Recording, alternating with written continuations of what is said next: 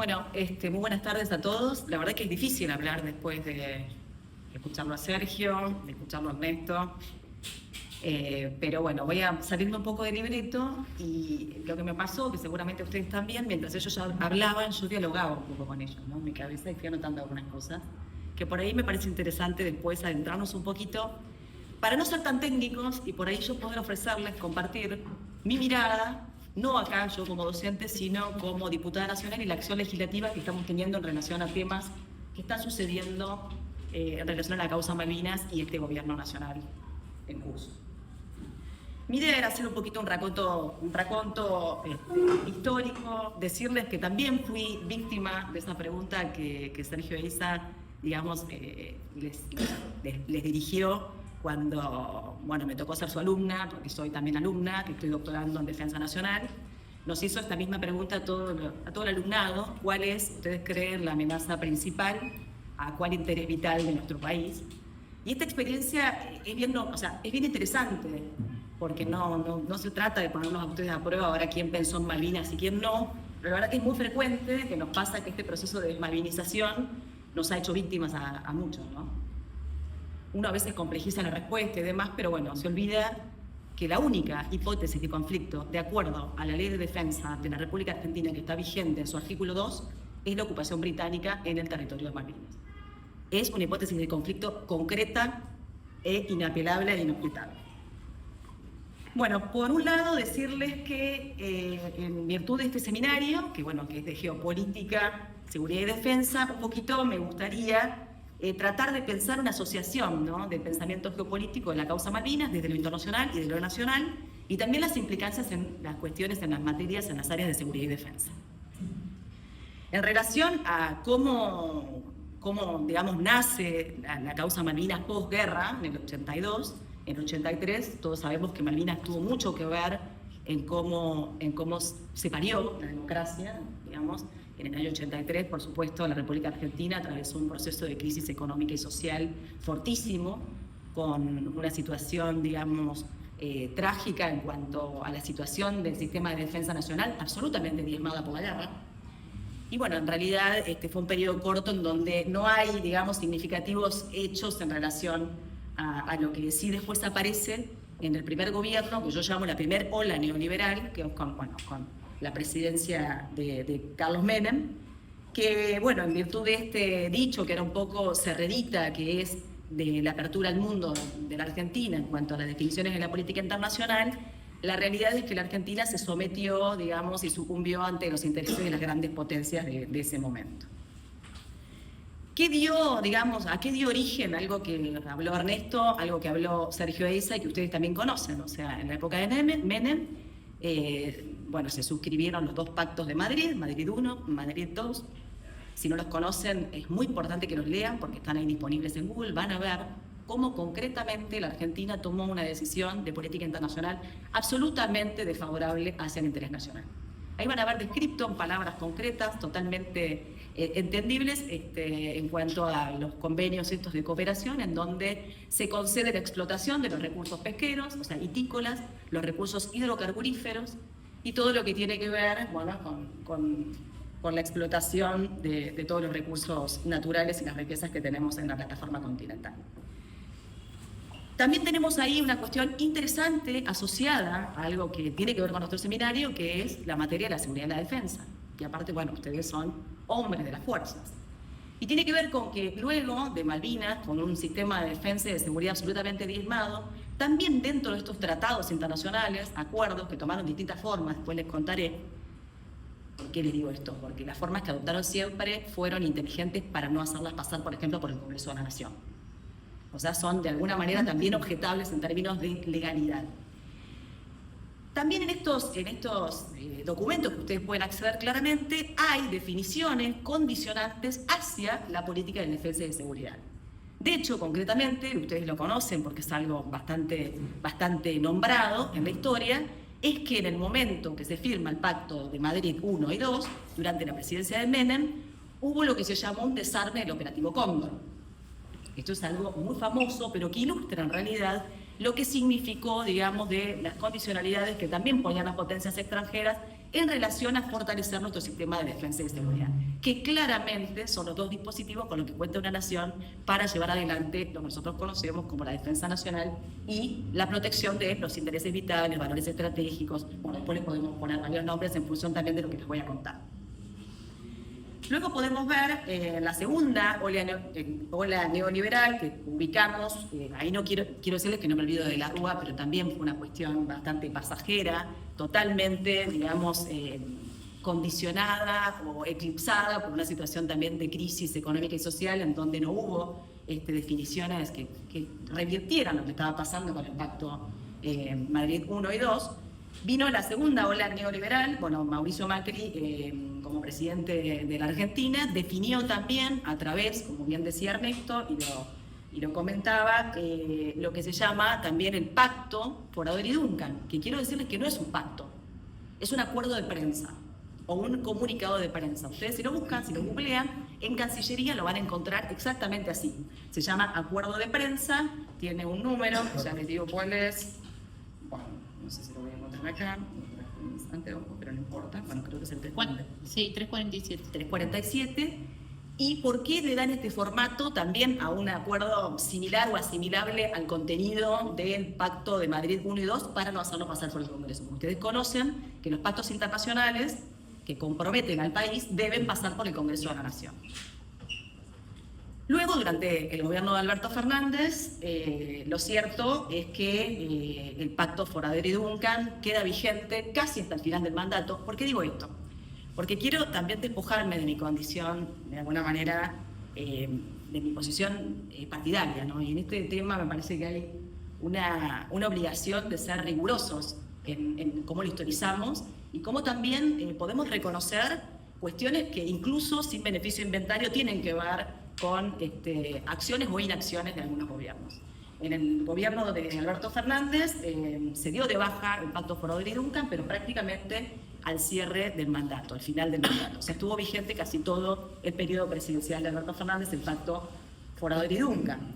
También estuvo, después, bueno, tomaremos este tema en particular, el controvertido decreto 949, el decreto 949 que también compromete algo que es fundamental para comprender este constructo sistémico que involucra a Malvinas, que no solamente Malvinas en territorio, sino todo el Atlántico Sur y la proyección antártica.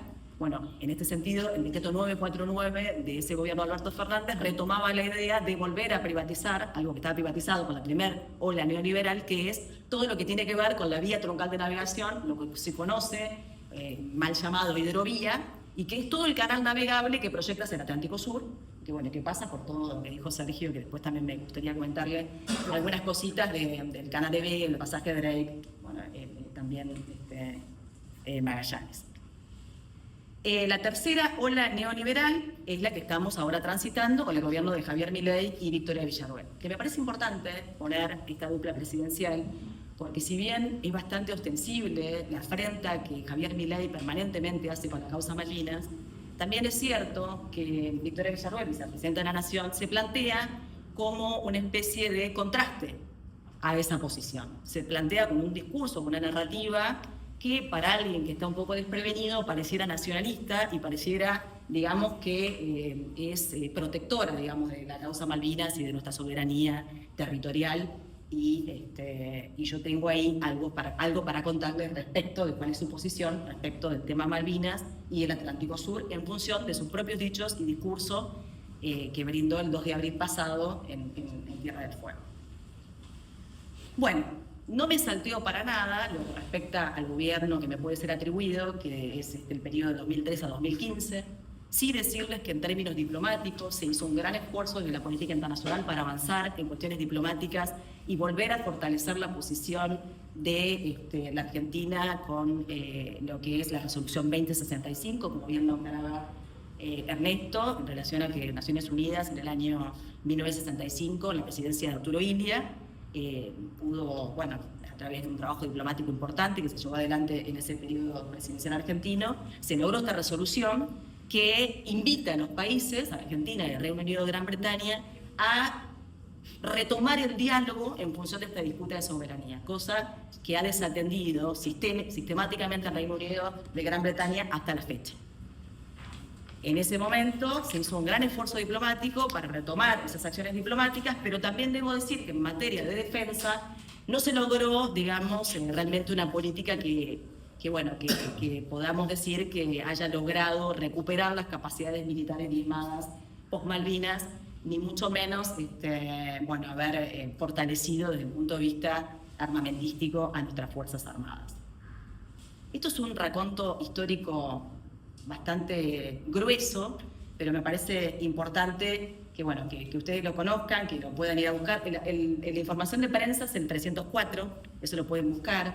Miren, lo que dice ahí, por ejemplo, puntualmente dice que Argentina se compromete a remover todos los obstáculos que limitan el crecimiento económico y sustentable en las Islas Malvinas, o sea, donde la están ocupando los británicos, incluyendo el comercio, la pesca, la navegación y hidrocarburos, también cooperación antártica, referido a la conservación de los recursos biomarítimos antárticos. La verdad que es difícil creer que esto lo firmó un argentino, pero sí lo firmó la Cancillería Argentina. En el mismo sentido, se redacta el Pacto Mondino-Lamy, que como también bien dice Ernesto, agrega la cuestión del apoyo logístico continental para consolidar la ocupación de los británicos, incorporando este vuelo que hace escala en San Pablo, Córdoba, y ahora llega a las Islas Malvinas. Decirles también que hay acá algo que uno tiene que advertir. En todos estos casos que nosotros, digamos, reprochamos la posición argentina, que claramente, de alguna manera sucumbe ante el interés británico, debo decirles que hay como una especie de engaño, ¿no? Una especie de trampita, por decirlo de alguna manera. Todos estos pactos se introducen con el paraguas de la cláusula de soberanía.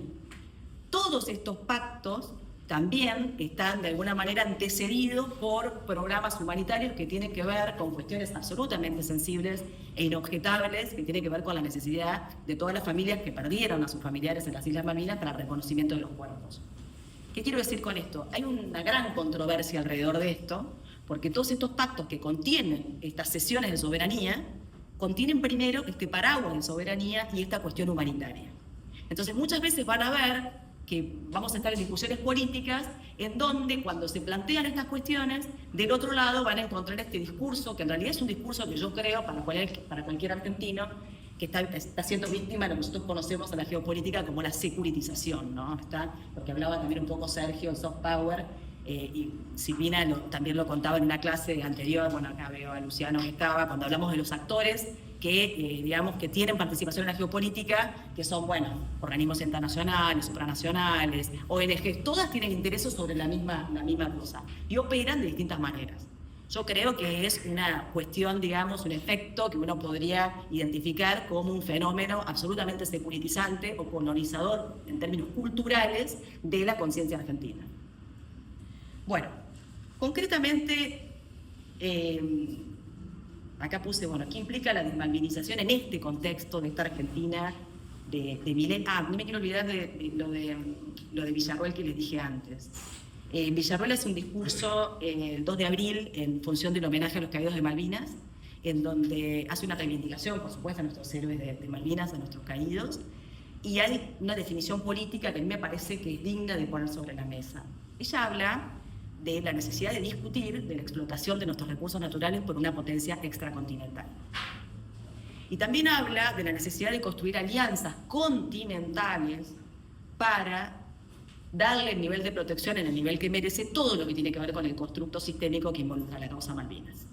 Y para ello remata esto diciendo que ella está convencida en algo que Milei ya anunció el 5 de abril pasado, también en ocasión del homenaje a los caídos en Ushuaia, en donde estuvo acompañado de la general Richardson, general del Comando Sur de Estados Unidos, en donde anunciaron que Estados Unidos estaba muy interesado en contribuir en el financiamiento de la construcción de una base naval integrada logística para instalarla en nuestra ciudad más austral del continente, que es Tierra del Fuego, en Ushuaia concretamente. Y que esa base naval va a ser una base naval integrada con Estados Unidos. Cuando la mencionó la general Richardson, dijo que esta obra constituiría algo estratégico porque es la puerta de entrada a la Antártida. Quiero poner esto de manifiesto porque me parece que acá hay una coincidencia muy clara entre la postura de Javier Milei y la postura de Victoria Villarroel en relación a la causa Malvinas y en relación a todo lo que compromete la causa Malvinas. El Papa Francisco, que me parece que hoy merece también un homenaje especial, hablaba de que estamos transcurriendo en un contexto internacional de una guerra en partes, en donde claramente los lugares de disputa más importantes son la Antártida y son el Ártico. Esto compromete también lo que estamos hablando. Yo creo que uno de los objetivos más claros de la desmalvinización, en términos objetivos y concretos, ha sido divorciar la causa Malvinas de todo lo que tiene que ver con nuestro Atlántico Sur. Con toda la plataforma marítima, bueno, como bien decían tanto Sergio como Ernesto, que equivale prácticamente el espacio territorial de la plataforma marítima al 50% de nuestra plataforma continental. O sea, si somos el 8º país del mundo hoy, sin contabilizar todo lo que es Malvinas, la plataforma marítima, más la proyección a la Antártida, seríamos claramente el país más extenso del mundo. Otro problema que tenemos para nuestro sistema de defensa, todavía desguarnecido, a lo que creo que también debemos atender concretamente, si queremos tener una posición no romántica, sino realmente inteligente en relación a la recuperación de las Malvinas, como habla nuestra cláusula transitoria primera. Bueno, ¿en qué contexto estamos parados y cuáles son los desafíos que asumimos? ¿Qué hizo Milei últimamente como dato concreto? Última reunión de la Asamblea de Naciones Unidas, no reivindicó la cuestión Malvinas, primera vez en la historia. Luego de eso, en el mismo viaje, con esa misma comitiva que fue con Diana Mondino, suscribieron el Pacto Mondino-Lamy, que ya dijimos cuál es el contenido. Luego tuve la posibilidad de protagonizar una situación muy concreta a los 2 días de la firma del Pacto Mondino-Lamy. Por una cuestión de aires de época, la embajadora británica consideró que era un momento amable para hacerse presente en el Congreso de la Nación en la integración del Grupo Parlamentario de Amistad con Reino Unido y Gran Bretaña, que por supuesto integro porque me interesa realmente propiciar, digamos, el diálogo con el Reino Unido y Gran Bretaña en función de la disputa de soberanía. Estuvo allí la embajadora británica en la Casa del Pueblo de la Nación Argentina, en el Congreso de la Nación, y bueno, esgrimió los mismos argumentos que esgrimió el presidente Milei. Dijo que, bueno, que los isleños tienen el derecho de la autodeterminación de los pueblos, que, bueno, todos conocemos que eso ha sido la posición histórica británica, y por supuesto me vi obligada a contestarle, creo que como cualquier argentino lo veían, igual habíamos varios, pero bueno, un poco se puso áspera la discusión, hasta que en un momento la embajadora pidió que yo me retirara de la reunión, incluso pidió que yo no participara en la foto oficial, y algunos diputados, como bien decía también Ernesto, se solidarizaron más bien con la embajadora que conmigo, que de alguna manera... Un detalle, puedo decir. Sí, claro. Agostina tenía una remera con las Islas Malvinas, digamos. Es un símbolo argentino. En la Casa del Pueblo Argentino pones una bandera argentina como ponerse acá. O sea, a nadie le puede molestar. Cuando hablo de la autodeterminación de los pueblos, por supuesto que planteé la realidad objetiva, que es que hay una implantación, digamos, de una población estrictamente militar. Son casi, bueno, recién mostraba las fotos Ernesto, todas esas instalaciones están habitadas por, digamos, militares en el Reino Unido y Gran Bretaña, son casi 3.000 militares que, bueno, itineran, o sea, es una población, es una base militar. Bueno, también saben que hay una base de la OTAN, ¿no? Una base militar es una base de la organización del Tratado del Atlántico Norte, esta misma que quiere de alguna manera reivindicar Villarruel cuando habla de lo interesante que sería la construcción de la base logística integrada en Ushuaia con prácticamente la silla más pesada dentro de la organización del tratado. Y pidieron. Que además históricamente, bueno, eso acá lo noté también, históricamente además fueron aliados estratégicos del Reino Unido. Ahí decía Sergio y ahora dice Ernesto, y pidieron entrar como socio global a la OTAN. Es cierto, este docente que habló Sergio, que es el titular de una cátedra británica de una universidad de renombre, privada por supuesto, de la Argentina, se llama Barthelemy, me gusta decir las cosas por su nombre, y estuvo en la Comisión de Seguridad, de Defensa, perdón, en la que integro, soy vicepresidenta de la Comisión de Defensa, y reivindicando, digamos, que la Argentina tiene que incorporarse como socio global de la OTAN. Al mismo tiempo que justificaba, por ejemplo, la incorporación de la Argentina al grupo Ramstein. No sé si ustedes saben que la Argentina, en esta gestión de Milei, Villarruel y Barthelemy, que era el asesor más cercano a Mondino, o sea, todos suponemos que fue en gran parte el autor de ese pacto Mondino-Lamy, por lo menos el promotor, nos incorporó a un grupo de contacto que se llama Ramstein, que en realidad se compra a Argentina una guerra que no es propia. porque estamos sumándonos a un ámbito que hoy además está dirigido por el Reino Unido y Gran Bretaña, o sea, por nuestro ocupante, usurpador ilegal y legítimo. Nosotros estamos ahí para colaborar con Ucrania en la guerra contra Rusia. Cosa que también nos valió, y esto también es importante destacarlo, que desde este año y medio, más o menos en 16 meses, hemos perdido, producto de estas malas decisiones, comprando los problemas que no son nuestros, que no tienen que ver con nuestro propio interés nacional, muchas adhesiones de países que históricamente nos apoyaron en las asambleas de las Naciones Unidas para, digamos, que el Reino Unido y Gran Bretaña tengan que restablecer el diálogo de acuerdo a la 2065 del año 65. No sé si estoy siendo clara.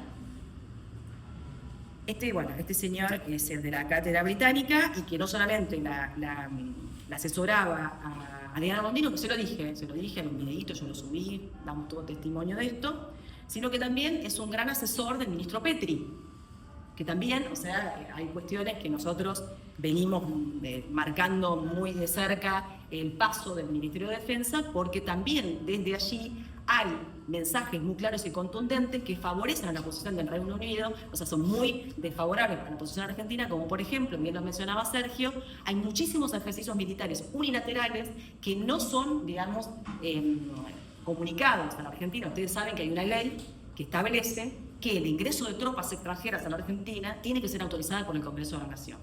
Para ello hay una ley que dice que esos ejercicios militares tienen que ser anunciados en esta fecha, que quiero decirles que no lo anunció todavía el ministro de Petri, para que el Congreso de la Nación le dé tratamiento y que esas tropas extranjeras puedan ingresar al país. Y viceversa, es algo recíproco que pasa en el resto de los países.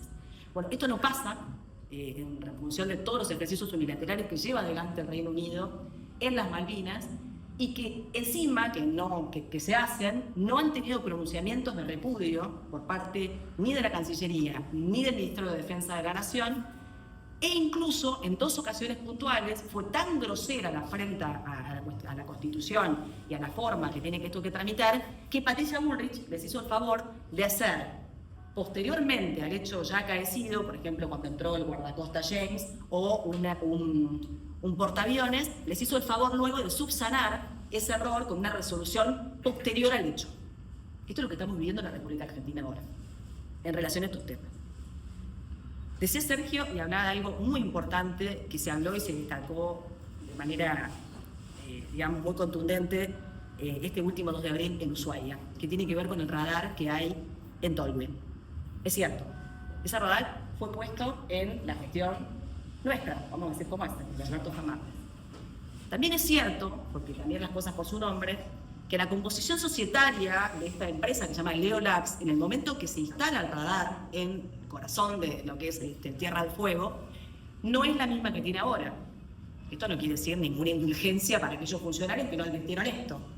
Que obviamente era una UTE conformada, efectos engañosos para que luego aparezca el verdadero dueño del chancho, como dicen, vieron que hay que pegarle al chancho para que aparezca el dueño, que es el Reino Unido de Gran Bretaña.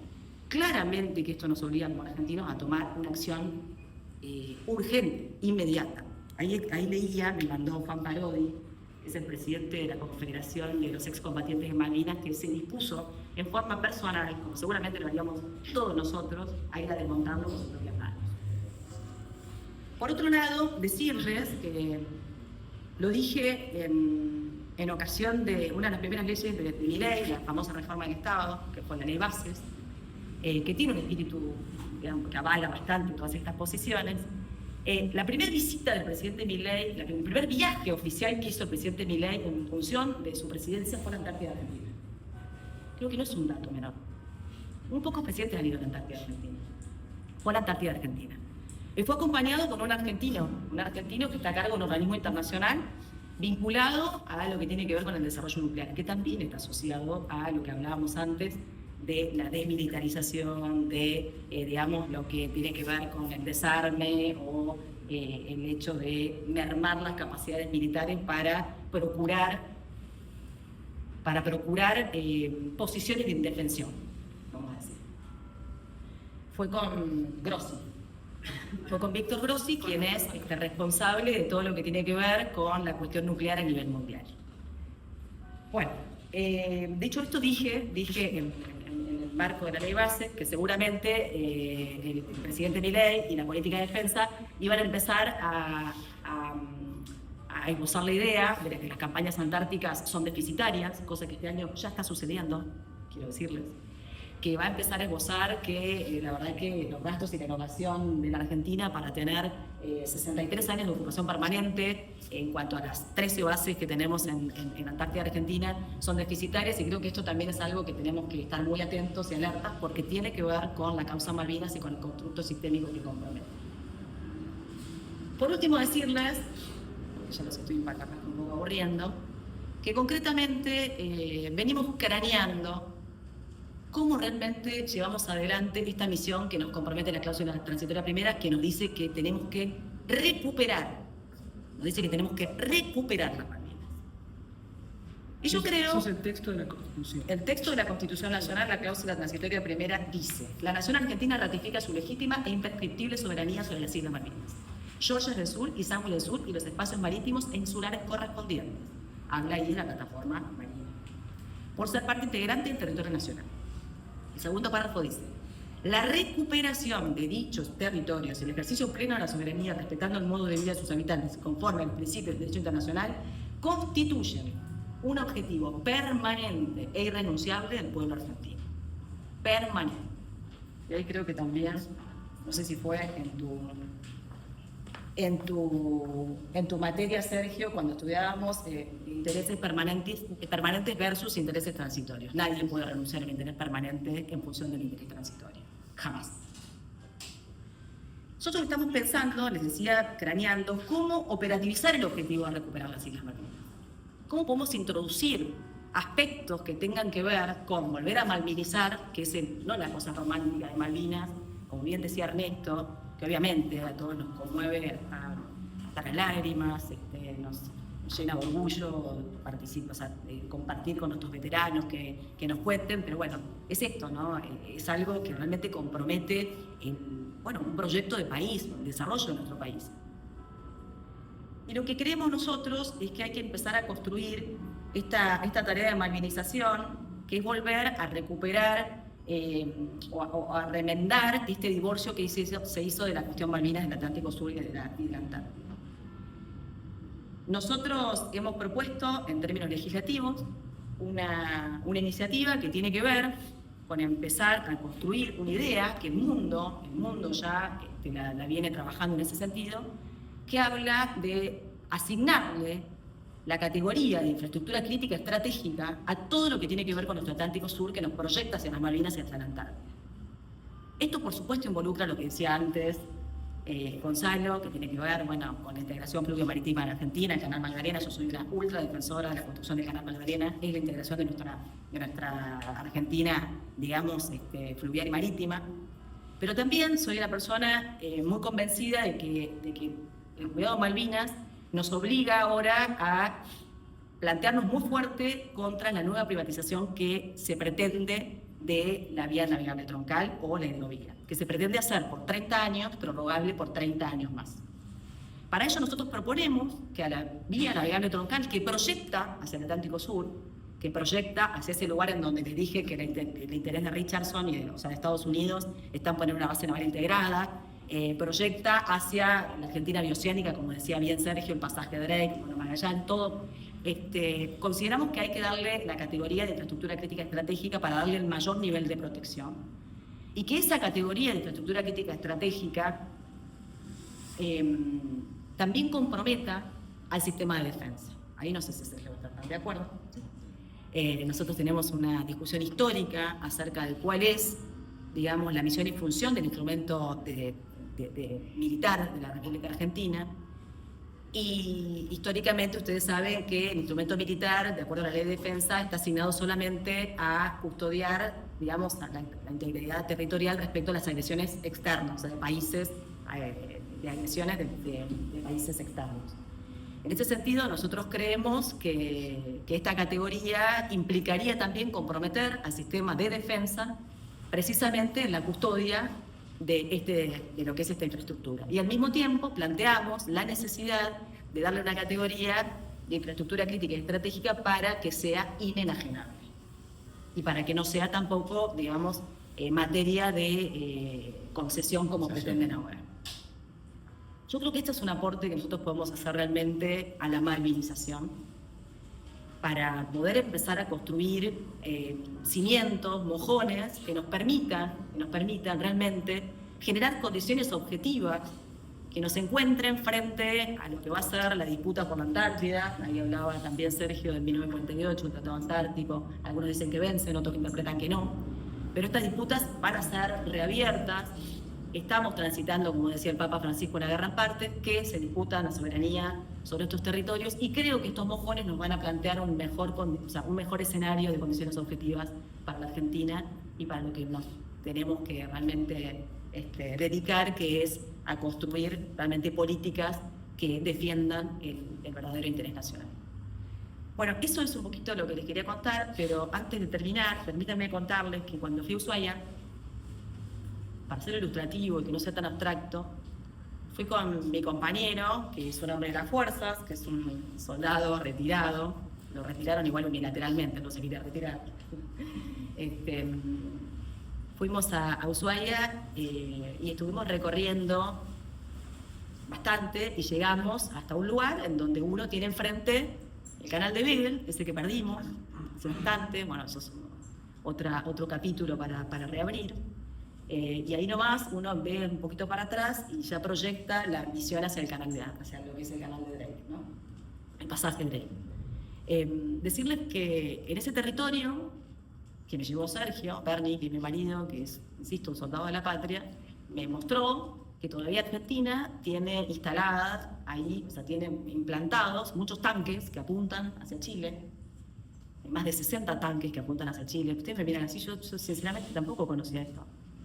Y es muy interesante, en Puerto Almanza, que estuvimos ahí en Puerto Almanza, quiero contarles que es un lugar muy bonito. También conozco la Antártida, que es un lugar muy bonito y totalmente habitable, totalmente habitable.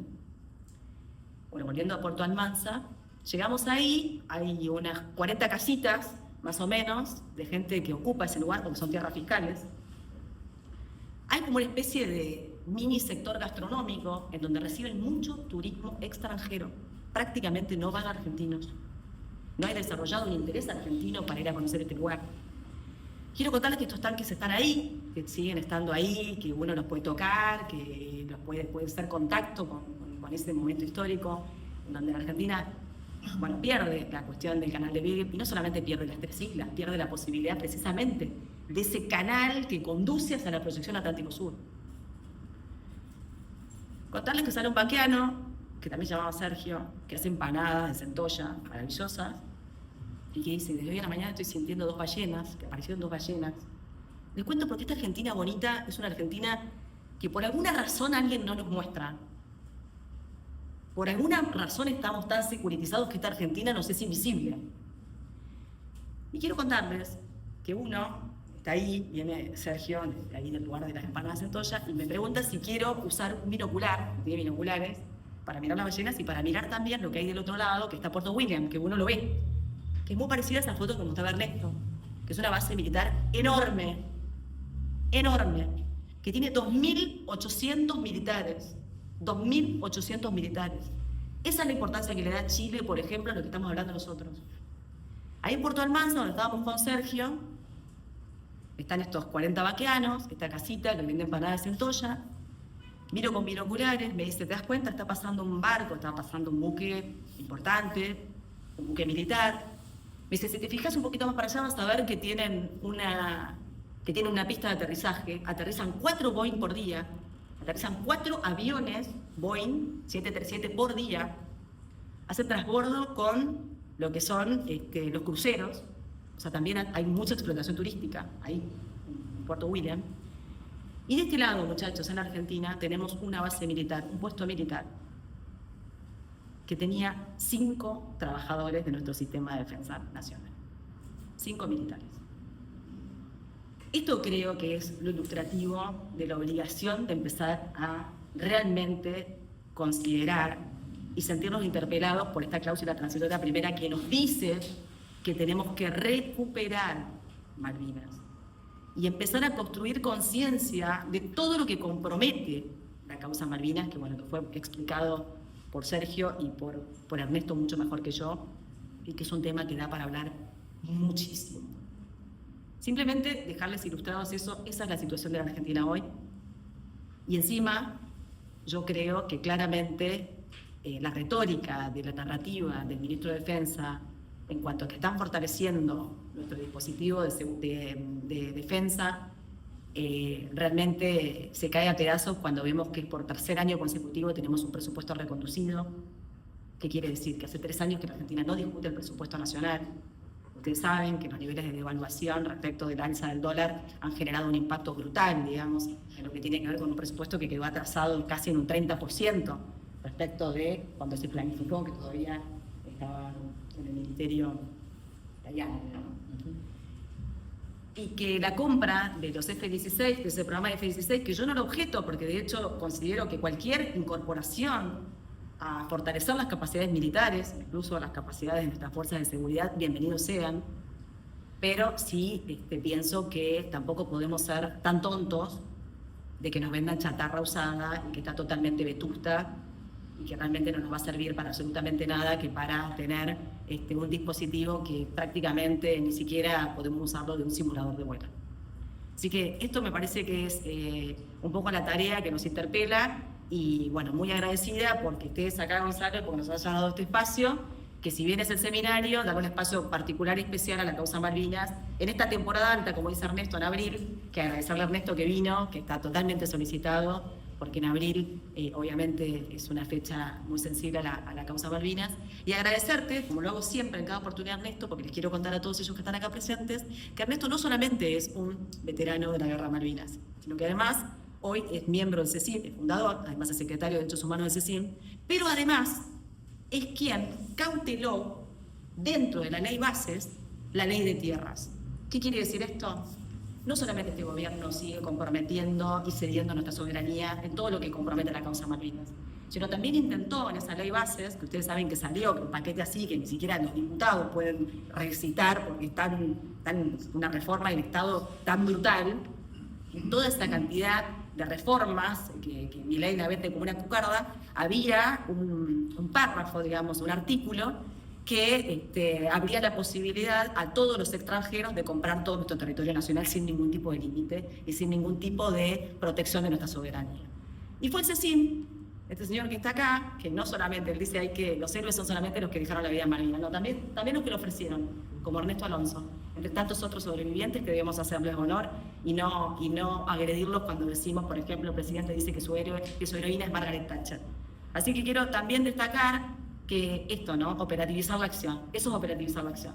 Cada vez que tengo la oportunidad, celebro que tener al CECIM, que es una institución tan importante que no solamente hace honor a la causa Malvinas y construye conciencia en las escuelas, en este caso en institutos universitarios, sino que también acciona con abogados, con profesionales que se preparan para esta defensa de nuestra soberanía territorial. Muchísimas gracias.